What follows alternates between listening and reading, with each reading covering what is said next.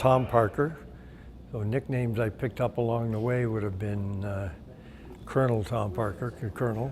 First got involved in lacrosse when I was 18. Up till then I was track and field. I was involved in football, juvenile football, and I played junior soccer.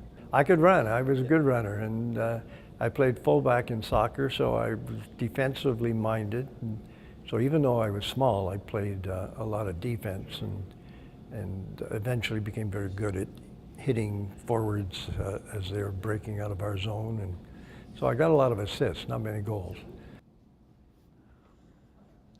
One of the fellows at the local high school, Churchill High School, had played some lacrosse, so he was a friend of mine. We did track camps together.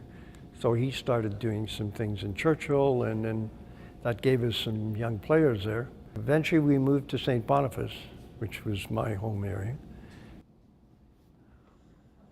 I went to the University of Oregon after University of Manitoba, and I came back for a few years, but I took a break and went to the University of Oregon, and as I'm walking around their student union building, I saw a sign for lacrosse. So I went over there and they said, so what level of lacrosse are you from? And I said, I would say reasonably good. And he said, where are you from? And I said, Canada. He said, oh, you'll come out and try out for the traveling team. So that was my first taste of field lacrosse, and I loved it. Our first experience was in BC. We went to the Nationals. It was a kind of frustrating experience and yet a good one. We played Ontario first, and we had some good ball players, but like we had trouble getting the ball over center. And I think the score was about 32-3 or something like that. And so that was pretty frustrating. And then this would have been 83.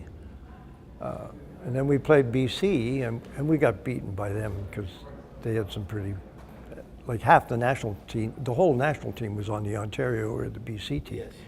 And, but it was quite different. They treated us like Westerners. And some people may not understand that, but so their attack guys were busy coaching our defenders the whole time. When this happens, this is what you should be doing. And the same thing down the other end. The attack guys were learning, this is what you should be doing. You got to create these openings and picks and so forth. So spirit of the game. Yeah, it was really good. We had a great time. So a couple years later, we held the Canadians here, and they were going to have Ontario and BC play, right, and the rest of us play. So we said we'd kind of like to play against Ontario and BC. We had 3 great games. We never won any of them, but they were probably the best games we ever played. Wow. And 2 of the games went down to the last 3 minutes before the other team scored to go ahead. But we were never blown out. We were competitive in the games, and to me, that was probably the greatest experience ever, is getting to play at that level and coach at that level and see how far we had come in 5 years. As president of Manitoba Lacrosse, I got to go to the CLA meetings, and that was a different experience. The whole organization was in trouble, and eventually, I guess we had a coup, and involved changing the way the CLA worked. So that's when I got to meet Bill Hutton, who everybody from Ontario will know, and Peter Avender was the president of BC at the time. And so we managed to arrange a much better working relationship between the small provinces and the 2 giants. As a trustee, I'm listening to all the things that are coming in about technology and the word virtual, this and that. So I thought, well, why not a virtual museum? And that kind of took off. We got a grant from the foundation, the Lacrosse Foundation. We got a grant from the Manitoba Historical Society.